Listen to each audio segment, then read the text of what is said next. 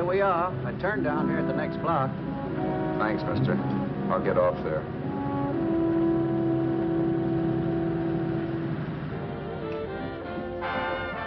Want anything else? No. Hey, you. Me? Yeah, you. Where you heading? East. Too bad. I thought if you was heading north, I might be able to help you out. I'm pushing to Salt Lake, and I don't like to ride alone at night. I'm one of those guys that got to talk or I fall asleep. Oh. Sure, now my partner, he's got Lou to keep him company, but I ain't got nobody at all. Where you coming from? West. Yeah, sure, I know, but where, L.A.? Maybe. Got a cousin out in L.A. You don't say. Yeah, he's been out. You're not much of a talker, are you? My mother taught me never to speak to strangers. Oh, a wise guy. So what? Okay, don't get sore. Just trying to be sociable, that's all. Hey, Glamorous. You change for a dime, will you?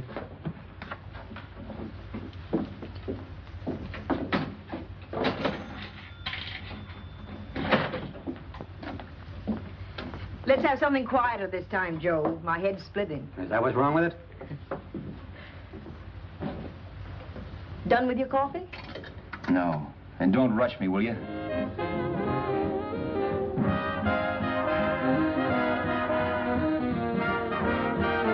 Hey, turn that off. Will you turn that thing off? What's eating you now? Yeah, what's eating you? That music, it stinks. Oh, you don't like it, huh? No, turn it off. Oh, wait a minute, pal. That was my nickel, see?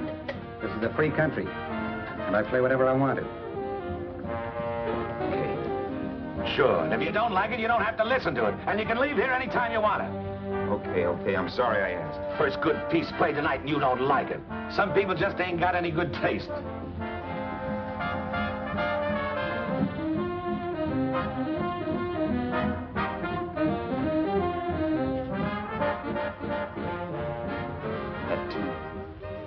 That tune. Why was there always that rotten tune? Following me around, beating in my head, never letting up. Did you ever want to forget anything? Did you ever want to cut away a piece of your memory or blot it out? You can't, you know. No matter how hard you try. You can change the scenery, but sooner or later you'll get a whiff of perfume or somebody will say a certain phrase or maybe hum something. Then you're licked again. I can't believe that you're in love with me. I used to love that song once. So did the customers back in the old Break of Dawn Club in New York. I can't remember a night when I didn't get at least 3 requests for it. Sue, she was always selling it too. Those were the days.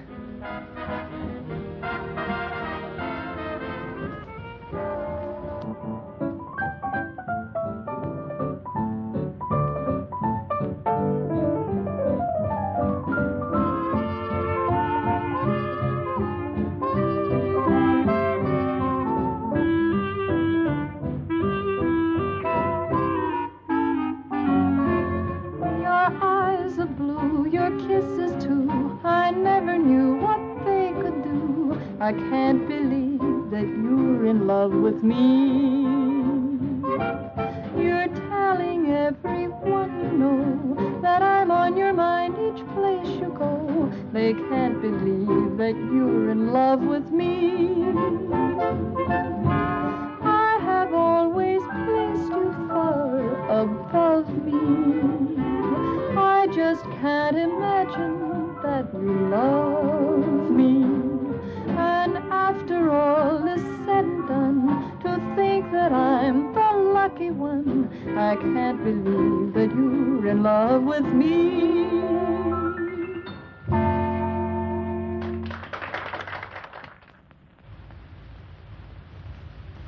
It wasn't much of a club, really.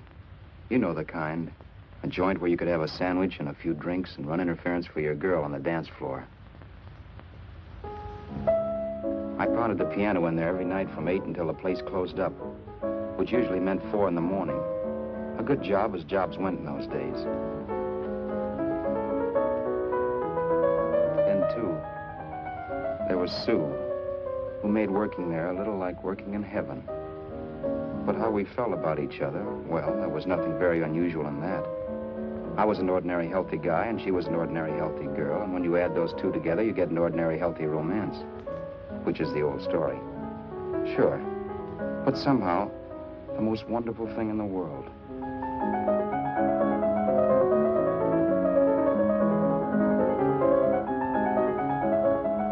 All in all, I was a pretty lucky guy.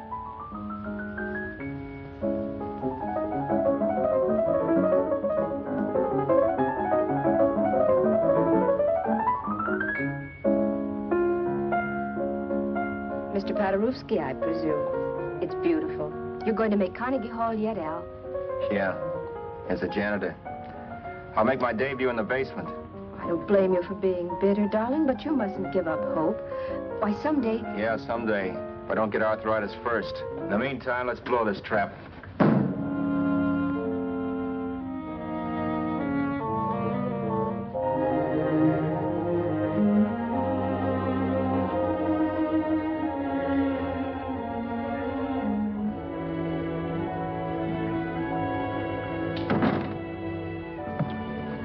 Like to get something to eat, hon? Oh, I don't think so, Al.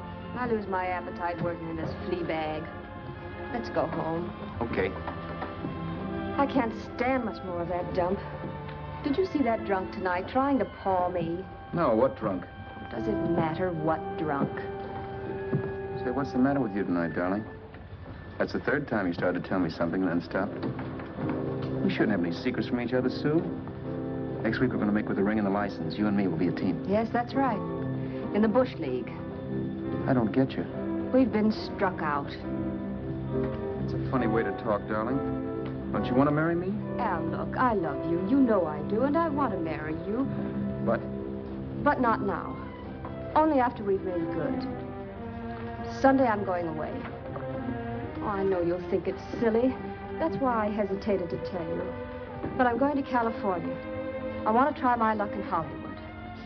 That's the most stupid thing I ever heard of. Don't you know millions of people go out there every year and wind up polishing cuspidors?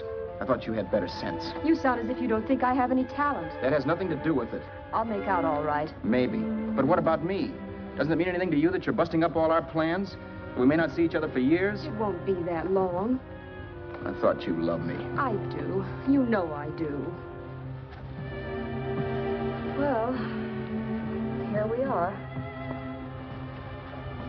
Al. Al, why can't you see my side of it? I'm young. We both are, and we've got all the time in the world to settle down. Oh, really, darling, what I'm doing is the only sane thing to do. I hate the thought of being so far away from you, but we'll be together again someday. Maybe you'll decide to come out too later on. So long. Al, aren't you going to kiss me goodnight? Sure. Why not? Good night.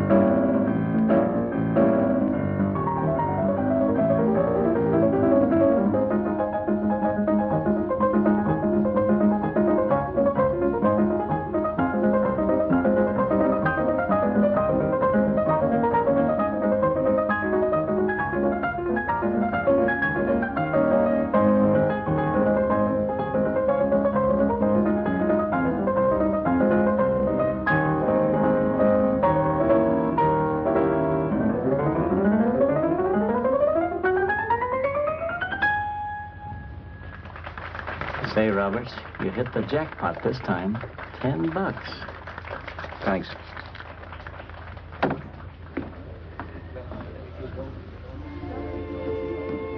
So when this drunk handed me a 10 spot after a request, I couldn't get very excited. What was it, I asked myself? A piece of paper crawling with germs. Couldn't buy anything I wanted. It couldn't. Then I thought of something.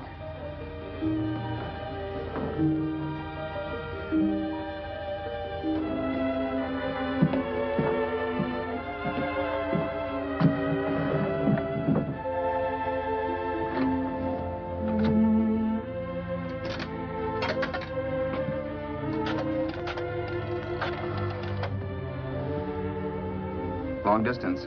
I'd like to put a call through to Los Angeles. Miss Harvey. Sue Harvey, Harvey. The number is Crestview 65723.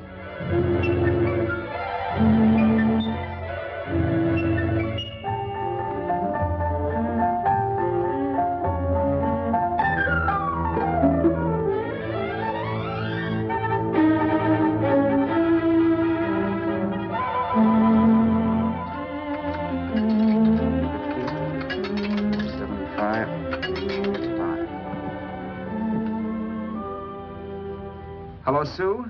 This is Al. Oh, baby, it's great to hear from you, too. What's that? You do? Oh, me too, darling. I thought I'd go batty without you. I just had to... Huh? You're working as a hashlinger? Gee, honey, that's tough. Those guys out in Hollywood don't know the real thing when it's right in front of them. You just stick it out, Sue, baby. Keep going around to those casting offices. I'm sure you'll click. Look, I'll tell you what. You stay put out there, I'll come to you. No, don't try to stop me. Just expect me. Train? Who knows? Train, plane, bus, magic carpet. I'll be there if I have to crawl. If I have to travel by pogo stick. And then, let's get married right away, huh? That's the stuff. That's what I've been wanting to hear you say. Well, goodbye for now. I'll be seeing you soon. Yeah. Bye. The only way I could cross country was to thumb rides. For even after hawking everything, I only had enough money to eat. Money. You know what that is. It's the stuff you never have enough of. Little green things with George Washington's picture that men slave for, commit crimes for, die for. It's the stuff that has caused more trouble in the world than anything else we ever invented. Simply because there's too little of it. At least I had too little of it. So it was me for the thumb.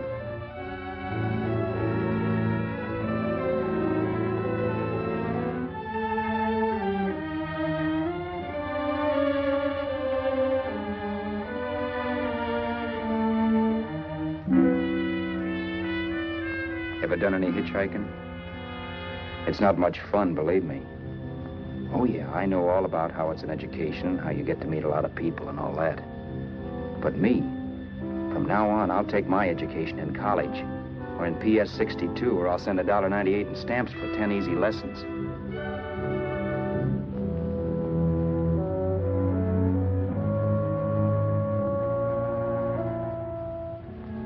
Thumbing rides may save your bus fare, but it's dangerous. You never know what's in store for you. You hear the squeal of brakes. If only I had known what I was getting into that day in Arizona. Here, throw that in the back seat.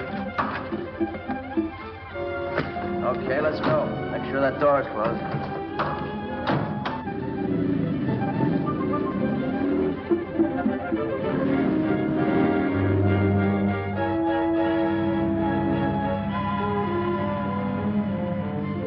You know, Emily Post ought to write a book of rules for guys thumbing rides.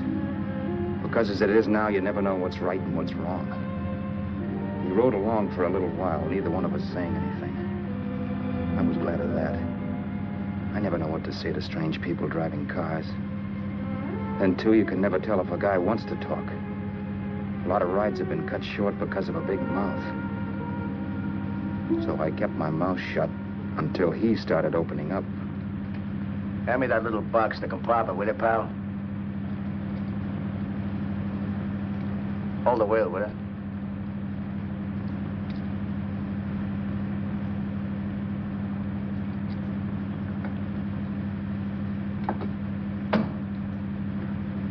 How far are you going? L.A.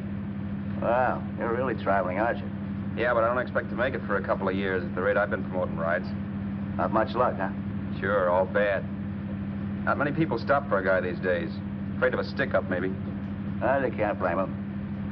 Where you coming from? New York? Well, New York. You're in luck this time. I'm going all the way. Right through to Los Angeles. You drive a car? Sure. Whenever you're tired, let me know. I'll holler. I guess at least an hour passed before I noticed those deep scratches in his right hand. They were wicked. 3 puffy red lines about a quarter of an inch apart. He must have seen me looking at them because he said, Beauties, aren't they? They're gonna be scars someday. What an animal. Whatever it was, it must have been pretty big and vicious to have done that. Right on both counts, New York. I was tussling with the most dangerous animal in the world. A woman. She must have been Tarzan's mate. Looks like you lost the bout. Certainly wasn't a draw. You know, there ought to be a law against dames with claws. Yeah. I tossed her out of the car in her ear. Was I wrong? Give a lift to a tomato, you expect her to be nice, don't you? Yeah. After all, what kind of dame some rides? Sunday school teachers? Yeah. A little witch. She must have thought she was riding with some fall guy. And me, who's been booking horses around racetracks since I was 20. I've known a million dames like her. 2 million. Yeah. Stopped the car, opened the door. Take it on the Arthur Duffy sister, I told her. That's the stuff. As I was done, huh? But if you want to see a real scar, brother, get a load of this. Wow. I got that one dueling. Dueling? Yeah, we're just kidding, of course. My dad owned a couple of Franco-Prussian sabers. Kept them on the wall for decorations. Well, one day, the kid and I took them down when the old man wasn't around. Had a duel. He got me in the arm here. Pretty mean cut. Infection set in later. Yeah, I can see that. Now, give me that box again, will you? Yeah.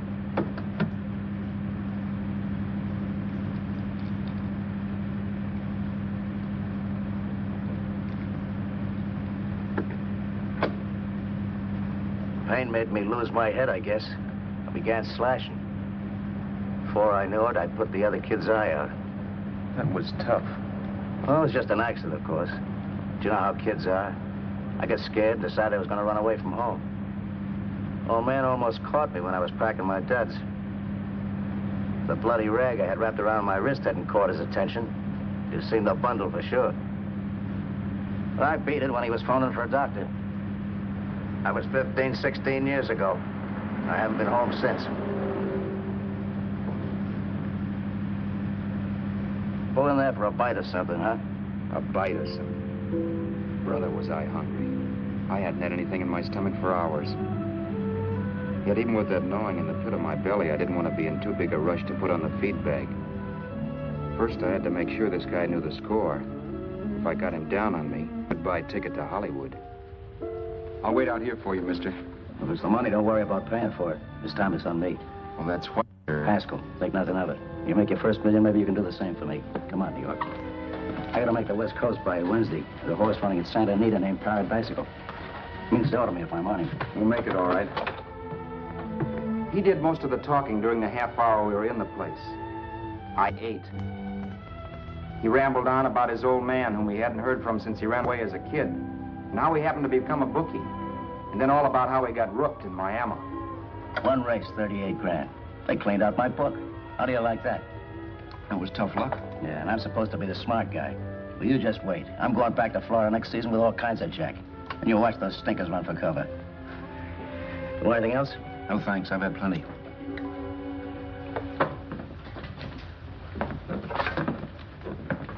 That check there, sister? Oh, just a minute. Your change, sir. Keep it, sister. Oh, thank you, sir. Call again. I'll be waiting outside for you when you finish work. Sharp check, huh?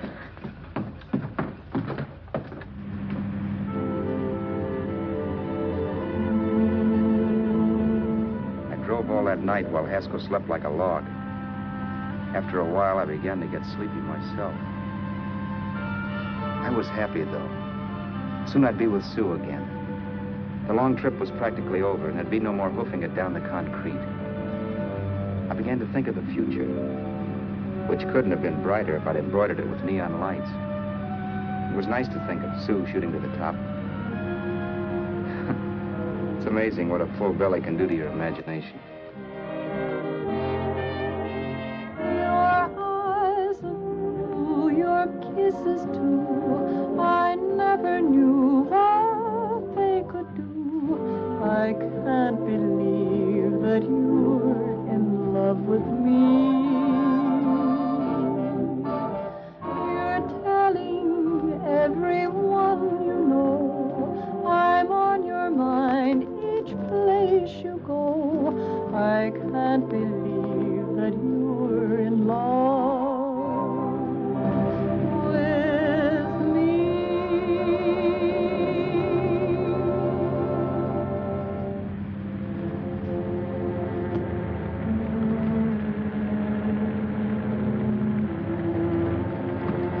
Mr. Haskell? Mr. Haskell? Mr. Haskell, wake up. It's raining. Don't you think we ought to stop and put up the top?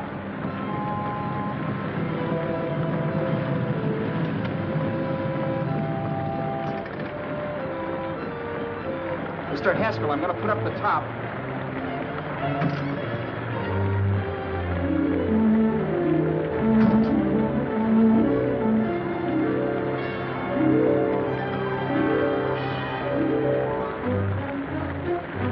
Until then, I'd done things my way.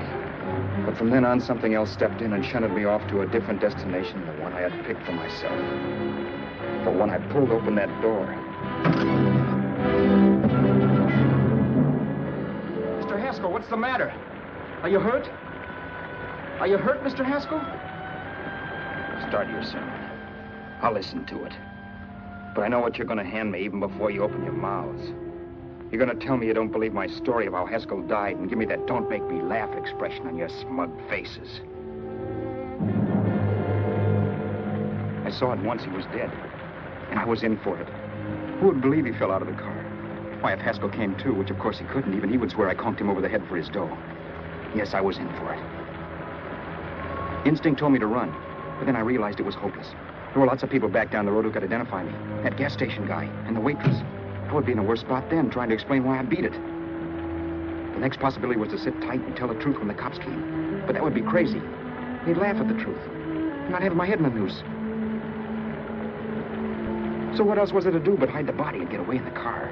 I couldn't leave the car there with him in the gully. That would be like erecting a tombstone.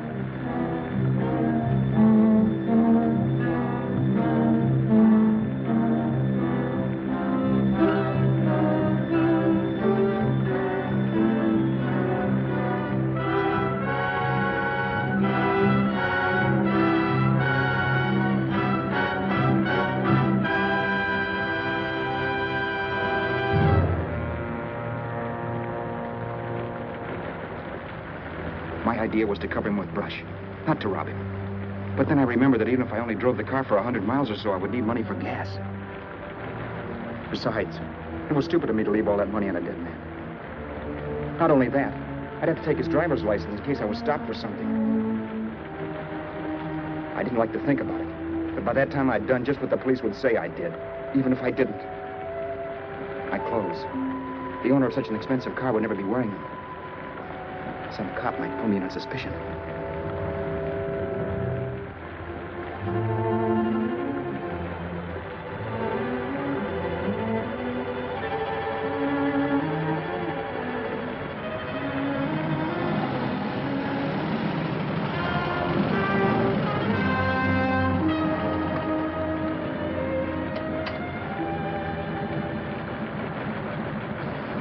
Hey, you, this your car? Don't you know better than to leave a car with the wheels halfway in the middle of the road? That's the way accidents happen. I'm sorry, officer. I was just putting up my top. I didn't think. Well, the next time, think. I'll let you go now, but watch your step in the future. I know that's a lonely stretch, but cars come by here once in a while, and we have plenty of crack-ups. Thanks, officer.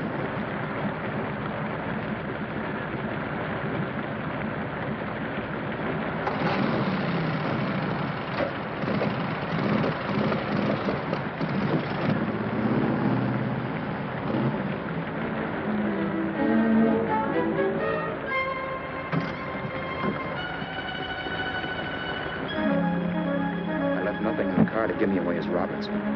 If they found a dead man in the gully now, it would be me.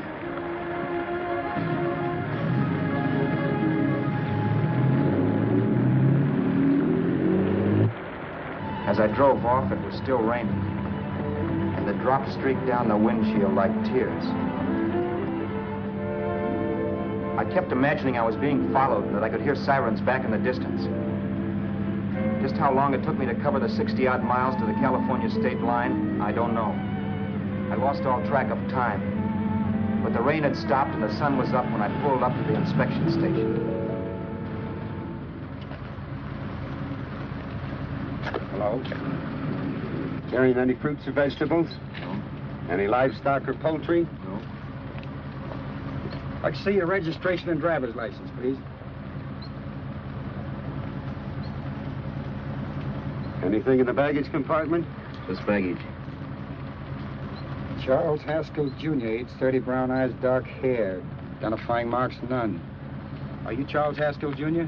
Yes. Well, remember, if you're employed and you stay over 30 days, you take out California plates. All right, officer, but I'll only be in the state a short while. Right, you can go now.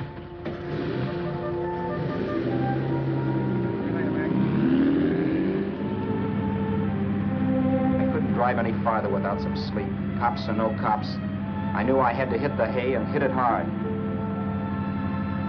I was dead tired.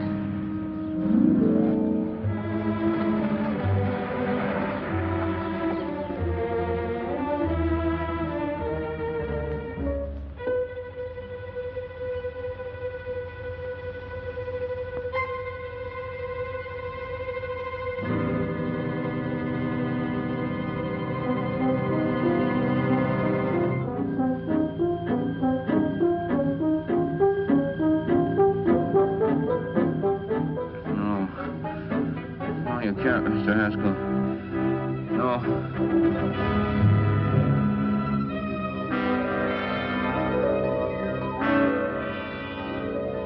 Mr. Haskell, you can't die. I think I did it. No, Mr. Haskell. No. No.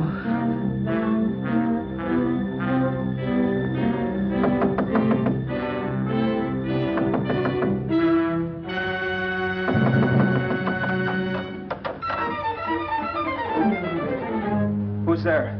It's the maid. Can I come in and clean? Later. In a half hour. All right, sir.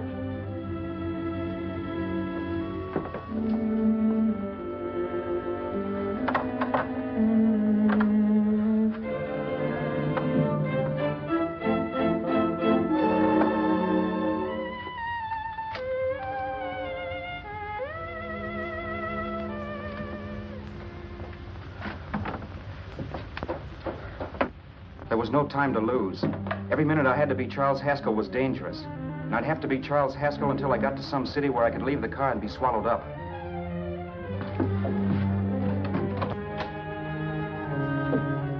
That meant driving the car as far as San Bernardino, maybe even to Los Angeles. In a little town, I might be noticed, but in a city, I should be safe enough. Then, after I ditched the car, I could go on to Sue.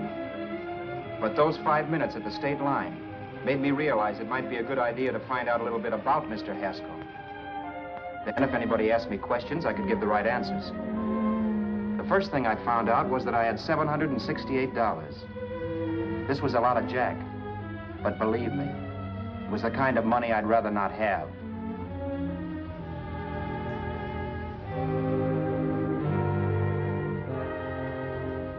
And then I found out from a letter Haskell was carting around in his bag that he wasn't the open-handed, easygoing big shot who went around buying dinners for strange hitchhikers. Before I got done reading it, I saw him more as a chiseler. It was written to his old man in California, the one he hadn't seen in so many years. In it, Haskell posed as a salesman of hymnals, of all things. It was easy to see where Haskell expected to raise a new stake for his book in Miami by rooking his old man. That was about all I found out from his effects, and it was enough.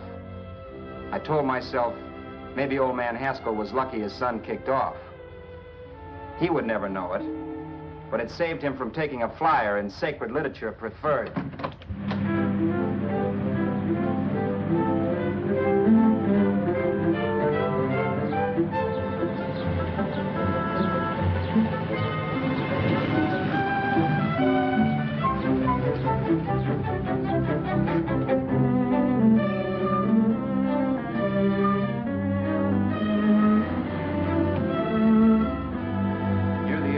Desert Center, I pulled up for water.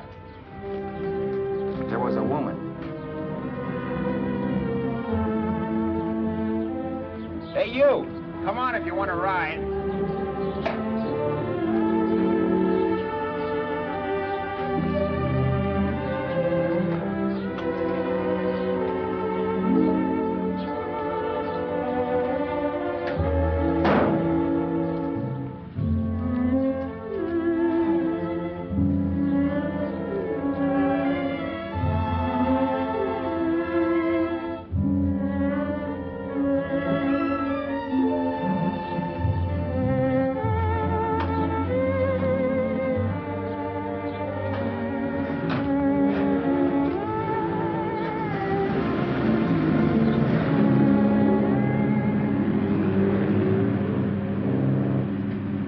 How far are you going?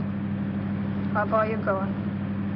That took me by surprise, and I turned my head to look her over. She was facing straight ahead, so I couldn't see her eyes. But she was young, not more than 24. Man, she looked as if she'd just been thrown off the crummiest freight train in the world. Yet, in spite of this, I got the impression of beauty. Not the beauty of a movie actress, mind you, or the beauty you dream about when you're with your wife, but a natural beauty. A beauty that's almost homely because it's so real. Then suddenly she turned to face me. How far did you say you were going? Los Angeles? L.A.? L.A.'s good enough for me, mister. That's what I was afraid of. What'd you say? Oh, nothing, just thinking out loud. People get in trouble for doing that. What's your name? You can call me Vera if you like. You live in Los Angeles? No. Where are you coming from? Oh, back there. Needles? No. Oh, sure, Phoenix. You look just like a Phoenix girl. Are the girls in Phoenix that bad? The girl must have been pretty tired because she fell asleep not 20 minutes after she stepped into the car. She lay sprawled out with her head resting against the far door, like Haskell. I didn't like that part of it much, but I didn't wake her up. It wasn't that this girl still worried me. I'd gotten over that funny feeling I had when she looked at me, which I put down as just my jangled nerves. With her eyes closed and the tenseness gone out of her, she seemed harmless enough. And instead of disliking her, I began to feel sorry for her. The poor kid probably had had a rough time of it. Who was she anyway? And why was she going to Los Angeles? And where'd she come from in the first place? The only thing I knew about her was her name. Not that it made any difference. A few hours more and we'd be in Hollywood. I'd forget where I parked the car and look up Sue. This nightmare of being a dead man would be over. Who this dame was, well, it was no business of mine. Where did you leave his body? Where did you leave the owner of this car? You're not fooling anyone. This buggy belongs to a guy named Haskell. That's not you, mister. You're out of your mind. That's my name, Charles Haskell. I can prove it. It's my driver's Save license. yourself the trouble, mister. Having Haskell's wallet only makes it worse. It just so happens I rode with Charlie Haskell, all the way from Louisiana. He picked me up outside of Shreveport. You rode? You heard me. Then it all came back to me. All the talk about dueling and scars and scratches. There was no doubt about it. Vera must be the woman Haskell had mentioned. She must have passed me while I slept. Well, I'm waiting. My goose was cooked. She had me. That Haskell guy wasn't dead yet. He wasn't stretched out stiff and cold in any Arizona gully. He was sitting right there in the car, laughing like mad while he haunted me. Well? There was nothing I could say. It was her move. Vera, whatever her name was just my luck picking her up on the road. It couldn't have been Helen, or Mary, or Evelyn, or Ruth. It had to be the very last person I should ever have met. That's life. Whichever way you turn, fate sticks out a foot to trip you.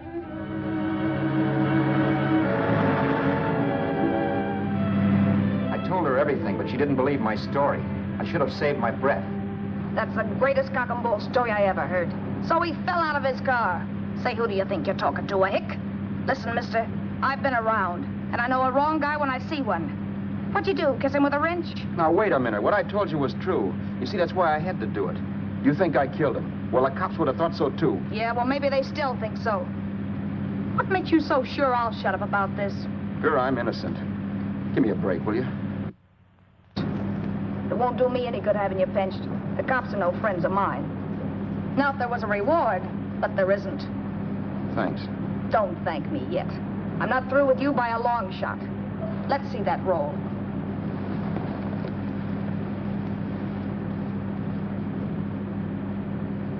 Is that all Haskell had? Isn't it enough? No, I thought he had more. Not that I know of. You can search me. You think I'm holding out on you? Well, maybe I will at that. He told me he was going to bet $3,000 on a horse named Paradisical on Wednesday at Santa Anita.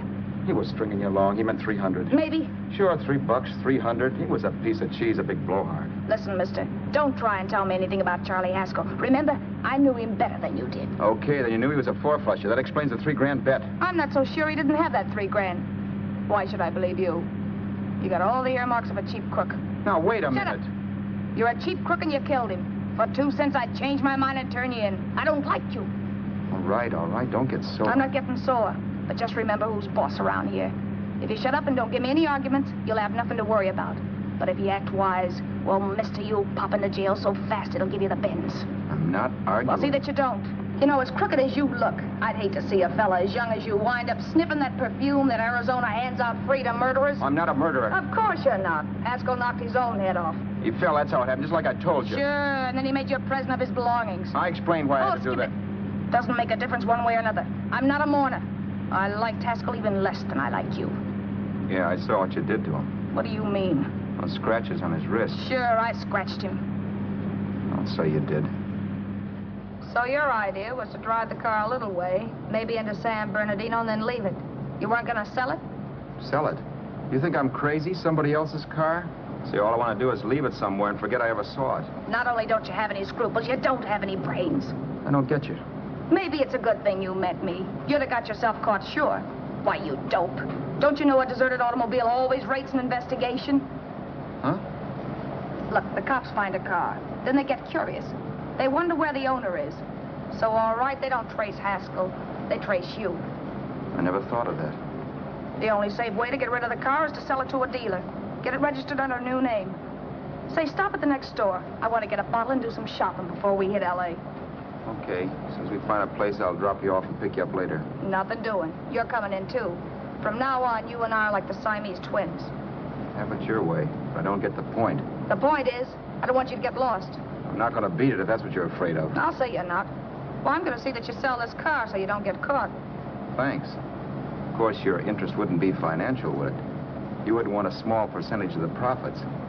Well, now that you insist, how can I refuse? 100% will do. Fine. I'm relieved. I thought for a moment you were going to take it all. I don't want to be a hog. A few hours later, we were in Hollywood. I was recognizing places Sue had written about. It struck me that far from being at the end of the trip, there was a greater distance between Sue and me than when I started out. Vera wasn't kidding with that Siamese twins crack. She rented a little apartment as Mrs. Charles Haskell. When I objected to this, she explained that it was on account of the car. A dealer might think something was funny if he called and found we were using different names.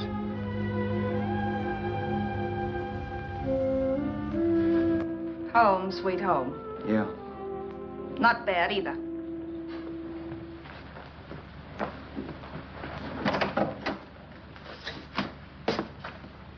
In case there's any doubt in your mind, I'll take the bedroom. Yeah. Sure is stuffy in here.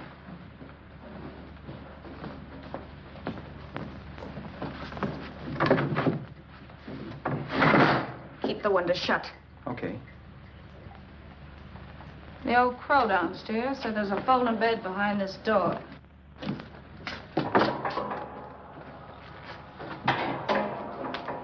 You know how to work it? I invented it. Some joint. One can't have everything.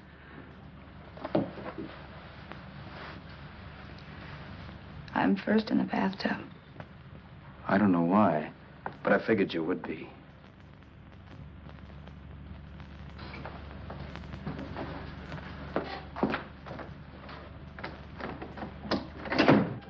Boy, oh boy. It sure feels good to be clean again. I must be 10 pounds lighter. You must be. Well, hitching rides isn't exactly the way you keep your schoolgirl complexion. I wish that guy with the sax would give up. Gets on my nerves.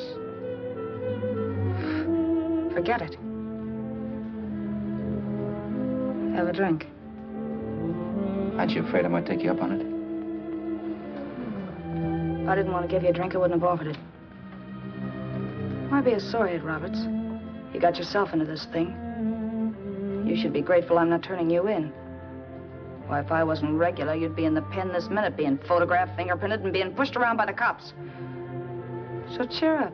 Get rid of that long puss. Or is your conscience bothering you?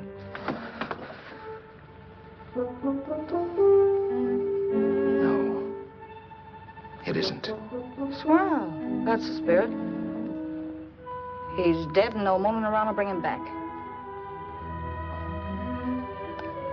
Anyway, I never could understand this worrying about something that's over and done with. Now look, Vera, for the last time I didn't kill him. Haskell was a sick man. Maybe he was dead before he fell out of the car. I don't know. Sure. He died of old age. All right. So if it'll make you sociable, you didn't kill him.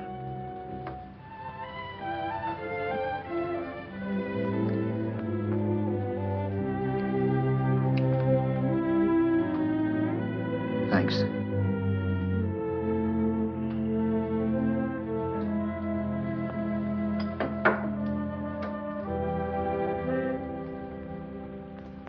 We're out of liquor, Roberts. Yeah. Too bad. I felt like getting tight tonight. Well, I think you succeeded. Am I tight? As a prima donna's corset. That's good. I wanted to get tight. Why? What have you got to get tight about? Oh, I don't know. Few things. Huh.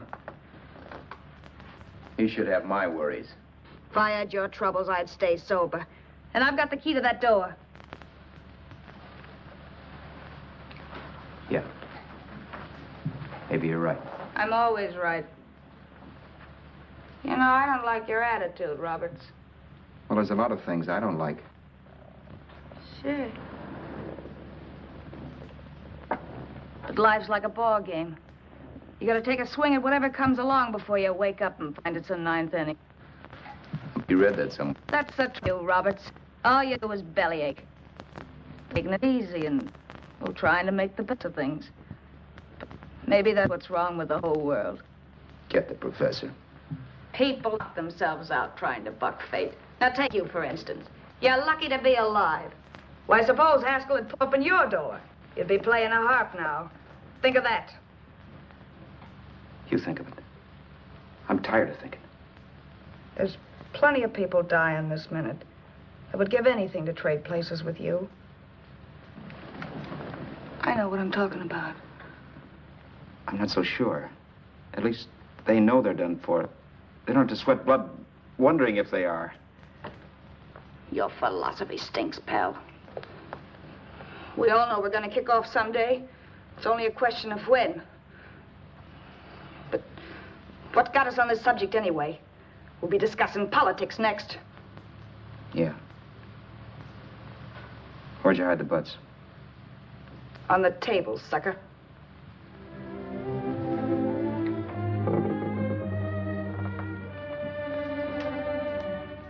We bored each other with conversation for a couple of hours longer.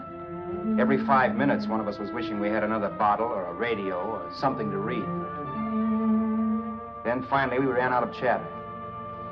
I know it's only 11 o'clock, but I want to get up early and make the rounds of the used car lots. No hurry about that. We got all the time in the world. Maybe you have, but if you think I want to stay cooped up in this place any longer than I have to, you're batty. It's not a bad place.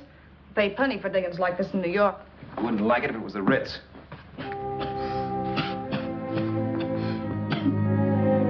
rotten liquor. You got a mean cough. Ought to do something about it. I'll be all right. That's what Camille said. Who? Nobody you know. Wasn't that the dame that died of consumption? Yeah. Wouldn't it be a break for you if I did kick off? You'd be free with all Haskell's dough and car. I don't want to see anybody die. Not even me. Especially not you. One person died of me. If you did, well, that's all I need. You don't like me, do you, Roberts? Like you. I love you. My favorite sport is being kept prisoner. After we sell the car, you can go to blazes for all I care. But not until then.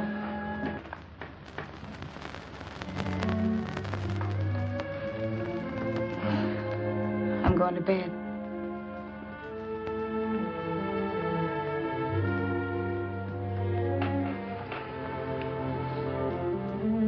Good night, Roberts. Don't try and sneak away during the night. All the doors are locked. Anyway, if I find you gone in the morning, I'll notify the police. They'll pick you up. Don't worry, I know when I'm in a spot. Well, good night. I hope that portable rack isn't too uncomfortable for you.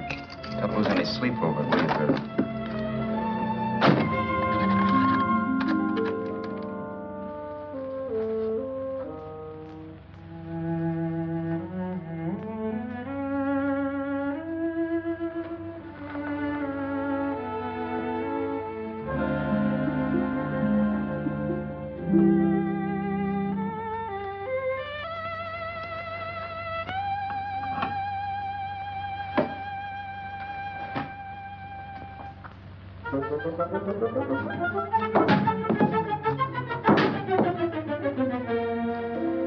Crestview. 6, 5, 7, 2, 3. Hello? Hello? Hello? Hello?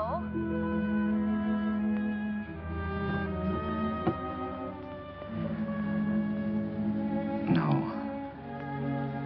Not yet, darling. Tomorrow. Maybe. If this were fiction, I would fall in love with Vera, marry her, and make a respectable woman of her.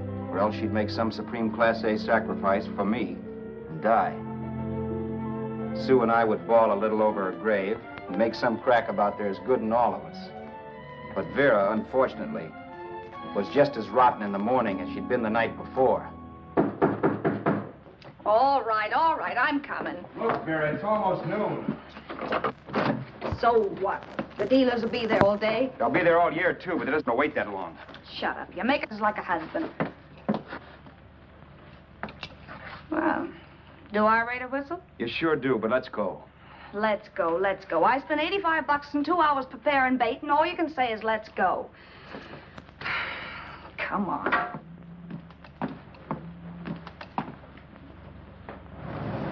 We passed a few used car lots last night down this way. What do you think we can get for this heap? I don't know. Plenty. He let me handle everything. Think we can get $2,000? I don't know, but don't worry. I'll squeeze as much out of this guy as I can. If I let it go cheap without a fight, he might think we've stolen the car. And listen, don't make any slips and call me Roberts. That'll cook us. I don't need you to tell me that. You better just sit by and keep your mouth closed. Remember, we're both in the soup if anything happens. Forget it and drive. You're my wife, Vera Haskell. Look, after the deal's closed, let's go back to that place on Hollywood Boulevard where I saw the fur jacket. I want to buy it. After the deal's closed, I'm saying goodbye to you. That's right, I forgot. I guess I'm getting kind of used to you. Well, that's a habit you can start breaking. Let's try this place in the middle of the block.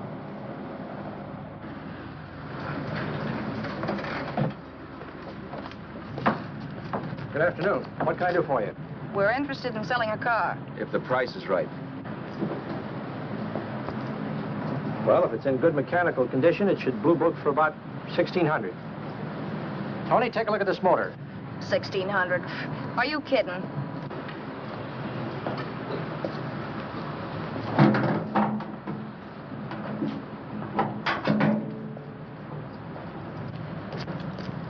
Well, maybe 1850. Before I let it go for 1850, I'll wreck it and collect the insurance first.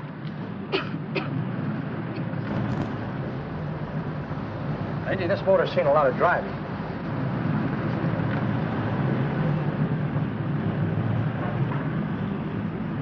While the mechanic inspected the car, we haggled. At last, when we were all worn out, we hit a compromise. His price. Okay, it's a deal. All right, come in. We'll sign the papers. I have the ownership papers right here with me. Look, Vera, in the meantime, will you clean the dash compartment? There may be some stuff in it. All right, darling. 1,850 bucks. That dirty crook.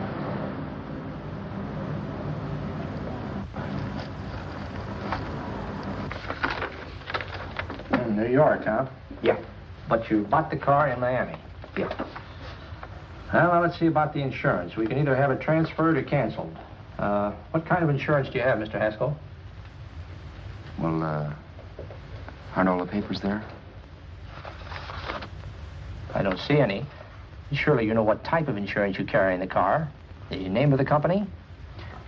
Yeah, but, Well, if you'll just tell me the name of the company, I'd be very glad to take care of all the details. well, Did you sign the papers yet? not yet. Well, don't. We're not selling the car. Well, wait a minute, Mrs. Haskell. Come on, darling. What's the matter? You changed your mind? Yes, I'm sorry. I guess I have. But, Vera... Let's go.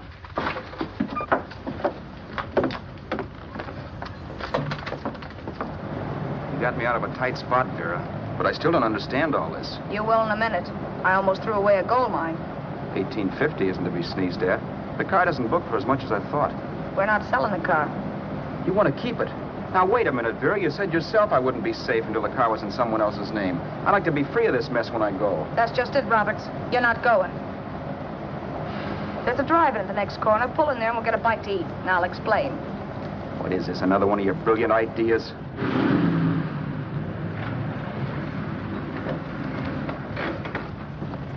Oh, I take your order? Make mine a ham sandwich and coffee.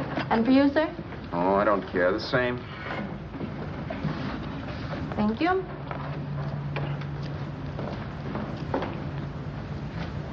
Get this, Vera. I've been pretty patient so far. I've done everything you asked me to do, but no more. Shut up. You've taken Haskell's money. You can have the dough we get from selling the car, but you're not going to keep me a prisoner. It's a good thing I bought the paper. Take a look at that. Vera, I'm in no mood. Read that.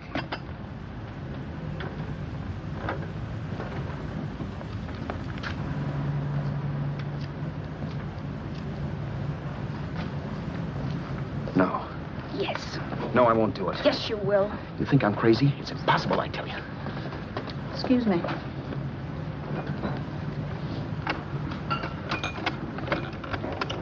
Blow the horn when you're through. No one could possibly get away with an act like that. It'd be wise to me in a minute. Don't be yellow. You look enough like him. The same coloring and the same build. See how his clothes fit you? No kidding, you almost had me fooled for a while. Oh, grow up, Vera. Don't you think a father knows his own son? And there must be other relatives. The father won't have to know you. We'll wait till he gives up the ghost. He's an old geezer and he won't pull through. And as far as other relatives are concerned, they haven't seen you in 15 or 20 years. Eat. I'm not hungry. And I won't do it.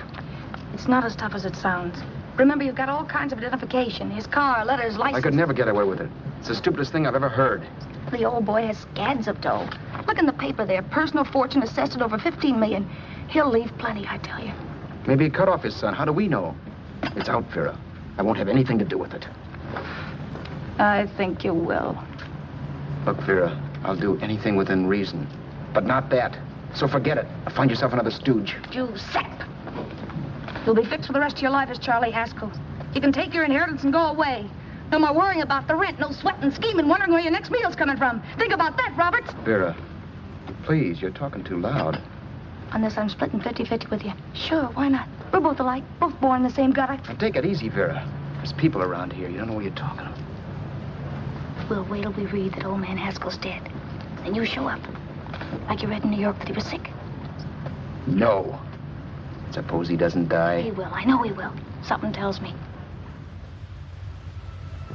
But as much as I insisted I would have no part of her scheme, Vera was taking it for granted I would. Neither of us had our mind on the cards as we played that night. I knew we were just trying to kill time between newspaper editions. This was a death watch for Vera. Maybe it was for me, too. Don't you realize if I'm caught, they'll want to know where I got the car and stuff, and they'll have me on a murder charge. If you're smart, you won't get caught. I knock for 7. And if I'm caught, don't you realize you'll be out, too? 18 points, that gives me 30. How will I be out? You'll be out $1,850 we would have gotten on the car. Really, Vera, you'd be an awful chump if you threw away all that dough on a dizzy long shot. Let me sell the bus tomorrow.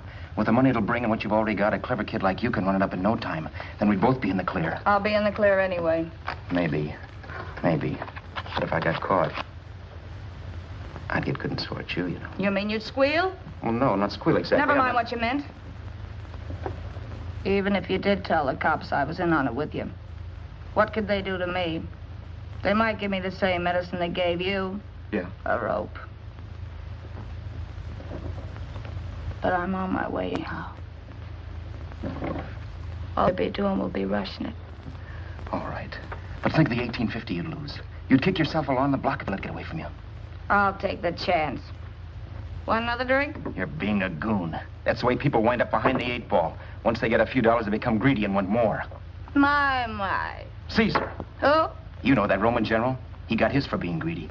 He wasn't satisfied, so the final wind-up was he took the count. A couple of days ago, you didn't have a dime. Why, you were so broke you couldn't pay cash for a postage stamp. Now you've got almost $700 with $1,850 in the offing. Take my advice. Don't try for more. I'm tired of this game. Let's have some blackjack. Play solitaire. Okay, I will if that's the way you feel about it. That's the way I feel about it. Getting sore and throwing things won't help much, Roberts. I'm really doing you a favor. I help you out of a jam by keeping my mouth shut. I show you how to make some soft money. And what thanks do I get? Thanks. Sure. Or would you rather call the cops and tell them you killed the man and stole his money? I didn't kill anybody. Yes, you did. No, I didn't. You know I didn't. All right, then. Suppose I call the cops. If you're innocent, what do you got to be scared of? Okay. Call them, you mutt. Go ahead and call them. See if I care. At least they'll give me a square deal. You want me to call them? You heard me. But I'm warning you. If I'm pinched, I'll swear you were in on it. I'll say that you helped me. If I fry, I'll get even with you. You wouldn't dare. You didn't. Yeah? Then try it and see. Call them. Yeah. Okay, I will.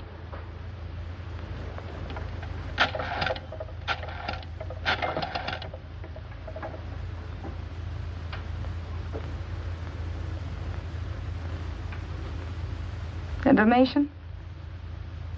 I want the number of the Hollywood police station. Okay, I got it. Thanks. Wait a minute, Vera. You wouldn't do that. Well, wouldn't do that, and I'll show you if I would. Take it easy now. Let's talk this over. This was early in the evening, and the conversation, while hectic, was at least pitched low. But as the minutes passed, and more obstacles to her plan popped into my head, the air got blue. Each word coming from our lips cracked like a whip. I reminded her that as Charles Haskell, I didn't even know my mother's name, where I'd gone to school, the name of my best friend, whether I had an Aunt Emma or not, my religion, and if I'd ever owned a dog. I didn't even know what my middle initial stood for. I also pointed out that the real Haskell had a scar on his forearm. His people never saw that scar. He told me he ran away right after putting out the kid's eye. Yeah, but his father knew he was cut. It had to be some kind of a mark. So what? The old man's dead, or will be. I hope by tomorrow morning's papers. Anyway, you could cut yourself a little, couldn't you? Boy, for that kind of dough, I'd let you cut my leg off. You're drunk and you're crazy mad, Vera. Turn me in if you want to, but I won't get mixed up in this. Besides, how do we know Haskell was such a phony? Maybe it wasn't the man's son at all. Maybe he just dreamed it up. Well, dreaming or not, you won't be dreaming when the law taps you on the shoulder. There's a cute little gas chamber waiting for you, Roberts. And I hear extradition to Arizona's a cinch. Where's that phone? Vera! Leave me alone! Vera! Here, I want a phone call, police. I hate you yellow stinker. You leave me alone. I'll let you alone when you promise to leave the phone where it is. You're drunk. You don't know what you're doing. You're hurting me. Will you promise? All right.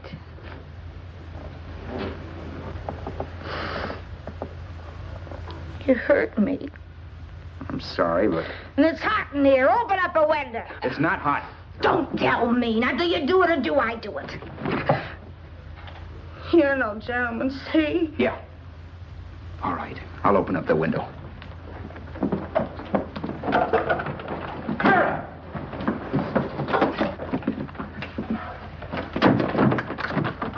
the door. Please open the door. Vera, open the door. Don't use the phone. Listen to me. I don't like you, Roberts. You're no gentleman, see? You hurt my hand, and I'm going to get even with you. If you don't open the door, I'm going to kick it down, Vera. Vera, don't call the cops. Listen to me. I'll do anything you say. Vera, let me in.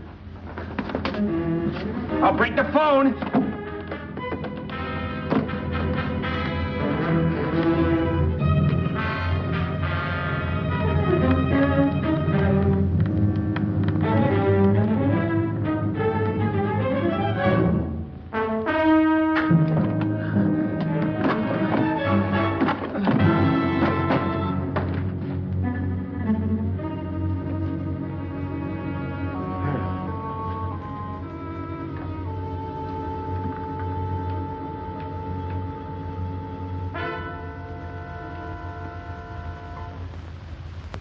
The world is full of skeptics. I know. I'm one myself. In the Haskell business, how many of you would believe he fell out of the car? And now, after killing Vera without really meaning to do it, how many of you would believe it wasn't premeditated? In a jury room, every last man of you would go down shouting that she had me over a barrel and my only out was force. The room was still. So quiet that for a while I wondered if I had suddenly gone deaf. It was pure fear, of course. And I was hysterical, but without making a sound. Vera was dead, and I was her murderer. Murderer? What an awful word that is. But I'd become one. I'd better not get caught. What evidence there was around the place had to be destroyed. And from the looks of things, there was plenty. Looking around the room at things we'd bought was like looking into the faces of 100 people who had seen us together and who remembered me. This was the kind of testimony I couldn't rub out. No. I could burn clothes and hide bottles for the next 5 years. There'd always be witnesses. The landlady, for one. She could identify me. The car dealer, the waitress in the drive-in, the girl in the dress shop, and that guy in the liquor store. They could all identify me. I was cooked. Done for. I had to get out of there. While once I'd remained beside a dead body, planning carefully how to avoid being accused of killing him, this time I couldn't. This time I was guilty. I knew it. Felt it. I was like a guy suffering from shock. Things were whirling around in my head. I couldn't make myself think right. All I could think of was the guy with the saxophone and what he was playing. It wasn't a love song anymore. It was a dirge.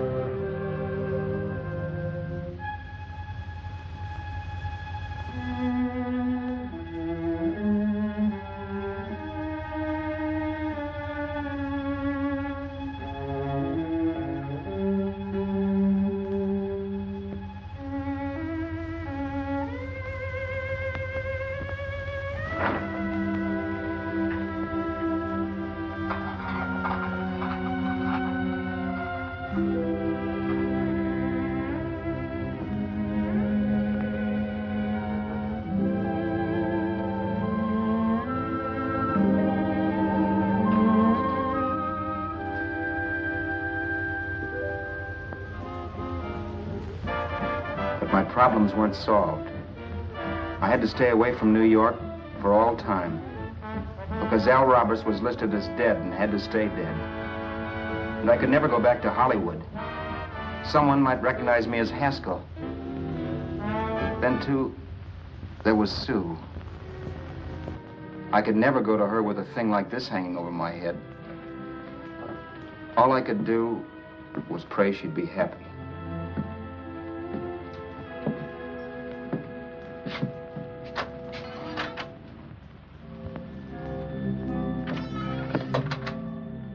I was in Bakersfield before I read that Vera's body was discovered, and that the police were looking for Haskell in connection with his wife's murder. Isn't that a laugh? Haskell got me into this mess, and Haskell was getting me out of it. The police were searching for a dead man. I keep trying to forget what happened, and wonder what my life might have been if that car of Haskell's hadn't stopped. But one thing I don't have to wonder about. I know. Someday a car will stop to pick me up that I never thumbed.